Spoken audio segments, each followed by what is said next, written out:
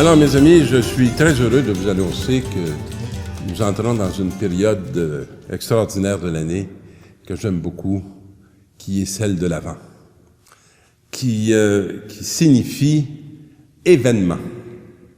C'est le temps d'un événement.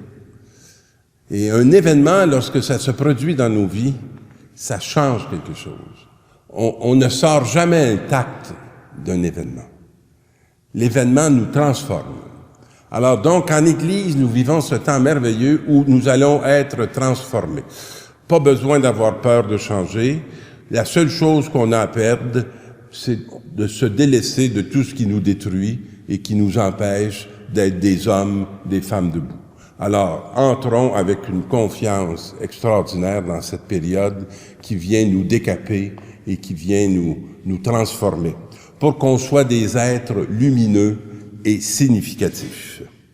Alors, à quoi va ressembler cette période? Ben, ça va ressembler à ce qui s'est passé à l'époque de Noé. Alors, tout le monde, avant le déluge, mangeait, buvait, se mariait, jusqu'au jour où Noé est entré dans l'arche. Et les gens se sont doutés de rien. Puis, c'est comme ça que va être l'événement du Fils de l'homme. Oh, savez-vous, nous autres, c'est un peu loin de nous, Noé, là. Mais il y a des réalités qui ne sont pas si loin de nous que ça, qui ont vraiment bouleversé le monde. Puis on est toujours dans ces bouleversements. Alors, les 2 guerres mondiales. Personne s'en dédoutait. Et tout à coup, ça s'est abattu sur le monde. On chantait, on mangeait, on buvait, mais ça c'est... Et là, on s'est trouvé bouche bée, étonné, surpris, sans être capable de relier ce qui arrivait et la responsabilité qui venait de nous et de notre inconscience et de notre insouciance. Alors, qu'est-ce qui s'est passé? 2 hommes sont au champ, l'un est pris, l'autre est laissé. Ce n'est pas les phénomènes extérieurs qui expliquent. L'un est laissé. 2 femmes seront au moulin, l'une est prise et l'autre est laissée. Alors, dans la 2e lecture, notre ami Paul nous avait parlé de quelque chose de fort intéressant. Veillez donc, car vous ne connaissez pas le jour où votre Seigneur viendra. Vous le savez bien, si le maître de maison avait su à quelle heure de la nuit le voleur viendrait, il aurait veillé et n'aurait pas laissé percer le mur de sa maison. Tenez-vous donc prêts, vous aussi, c'est à l'heure où vous n'y pensez pas que le Fils de l'homme viendra. L'heure du Fils de l'homme. L'heure de se mettre debout. Nous qui souvent vivons écrasés, complètement démolis du dedans, qui cherchons notre plaisir dans toutes les réalités du dehors. Réjouissons-nous, un temps va venir que nous ne pourrons plus rester dans cette position. Et là, le Fils de l'homme va venir nous mettre debout pour qu'on ne se perde plus. Et c'est toute cette réalité qu'on est en train de vivre pendant la période de l'Avent.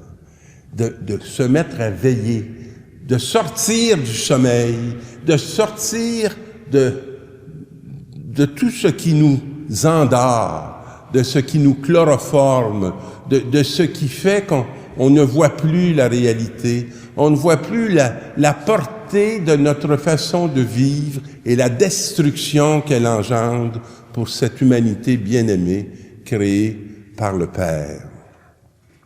Et dans la première lecture, on nous parle de cette réalité.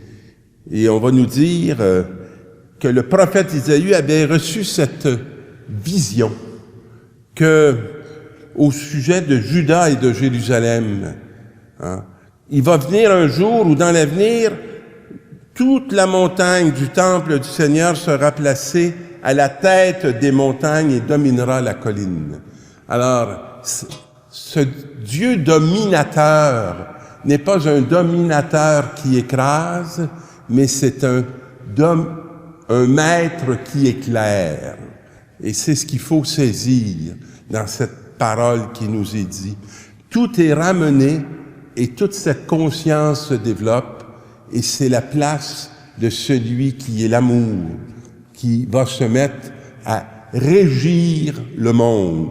Qu'est-ce qui va se passer? Ben là, on voit les armes sont transformées et deviennent des instruments oratoires pour que les terres puissent produire, que le blé puisse pousser et que le pain puisse être partagé. Voilà la vision de Dieu pour son humanité. Et quand on s'égare, on devient des producteurs d'armes, on devient des gens qui essaient de sauver leur propre vie, mais en voulant sauver notre propre vie, on perd une bonne partie de cette humanité parce qu'elle ne peut se construire que dans la communion et non pas dans l'exploitation. Alors, mes amis, on a beaucoup de travail à faire pendant ce temps d'avant.